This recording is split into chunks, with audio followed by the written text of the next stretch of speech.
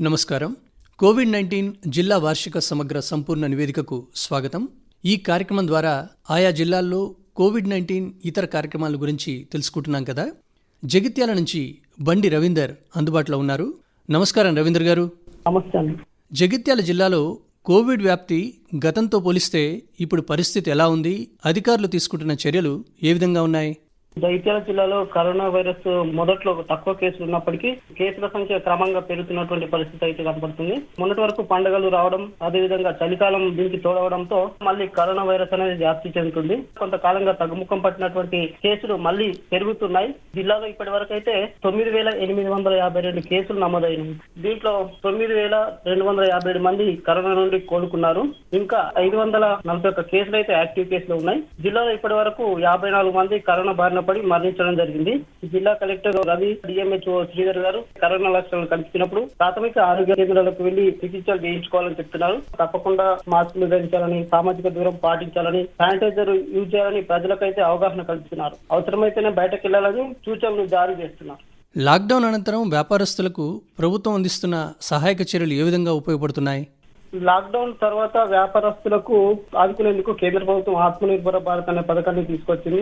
దీని ద్వారా వీధి వ్యాపారస్తులకు 10,000 రూపాయల ఆర్థిక సహాయం అందించడంతో తిరిగి వారి వ్యాపారాన్ని ప్రారంభించే విధంగా వారికి తోడ్పాటును అందించడం జరిగింది. దీని ద్వారా జిల్లాలో దాదాపు 15,000 మందికి వీధి వ్యాపారులకు రుణ సదుపాయాన్ని వివిధ బ్యాంకుల ద్వారా అందజేశారు.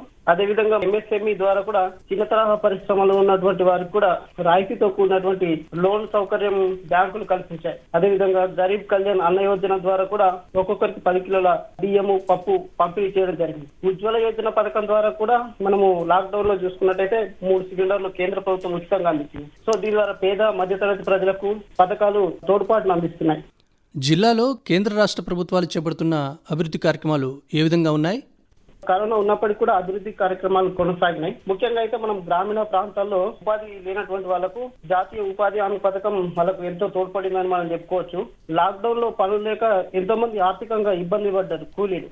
రాష్ట్ర ప్రభుత్వం జిల్లాలో ఒక్కో మున్సిపాలిటీకి దాదాపు 25 కోట్లు కేటాయించింది. కొత్త రోడ్లు వేయడం, డ్రైనేజీ నిర్మాణాలు ఇలాంటి కార్యక్రమాలు కొనసాగుతున్నాయి. దీంతో జిల్లాలో ఉన్నటువంటి 5 మున్సిపాలిటీల్లో కూడా అభివృద్ధి కార్యక్రమాలు అనేవి కొనసాగుతున్నాయి. 389 మందికి ఏడీఐపీ పథకం ద్వారా అంగవైకల్యం కలిగినటువంటి అందరికి కూడా బ్యాటరీ ట్రై సైకిల్స్ అనేవి పంపిణీ చేయడం జరిగింది. జగిత్యాల జిల్లాలో జాతీయ స్థాయిలో స్వచ్ఛ భారత్లో ఏమైనా అవార్డులు వచ్చాయా? ప్రతి సంవత్సరం కూడా కేంద్ర ప్రభుత్వం ప్రకటిస్తున్నటువంటి ఈ అవార్డులో 2019-2020 సంవత్సరానికి గాను స్వచ్ఛ సర్వేక్షణ్ లో కోరుట్ల పట్టణానికి రాష్ట్ర స్థాయిలో 8వ ర్యాంకు, దక్షిణాదిలో 70వ ర్యాంకు వచ్చింది. జగిత్యాల జిల్లాలో ఈ కోరుట్ల మున్సిపల్ కు గతంలో కూడా కొన్ని జాతీయ స్థాయి అవార్డులు కూడా వచ్చాయి. ఈ సంవత్సరం జగిత్యాల జిల్లాలో 5 మున్సిపాలిటీలు ఉండగా కోరుట్ల పట్టణానికి మాత్రం ఈ ర్యాంకు వచ్చింది. కోరుట్ల పట్టణంలో ప్రతి ఇంటి నుండి తడిపొడి చెత్తను సేకరించి ఎరువులను తయారు చేయడం ద్వారా ఈ మున్సిపాలిటీకి అదనపు ఆదాయాన్ని కూడా పొందుతుంది.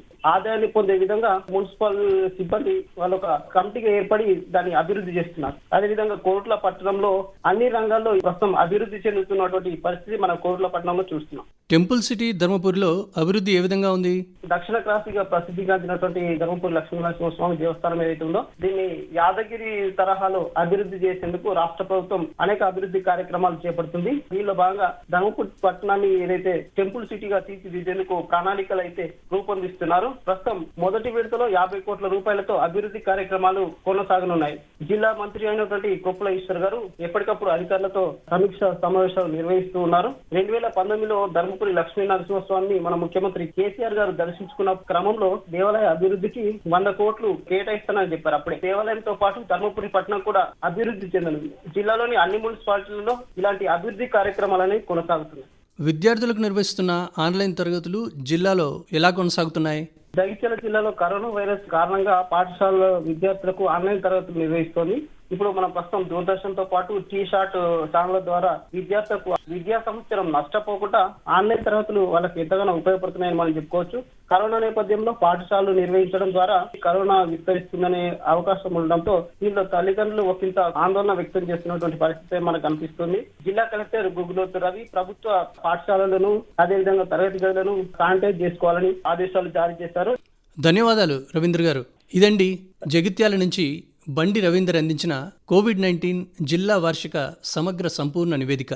మరో రోజు మరో జిల్లా వార్షిక సమగ్ర నివేదిక విందాం. అంతవరకు సెలవు. నమస్కారం.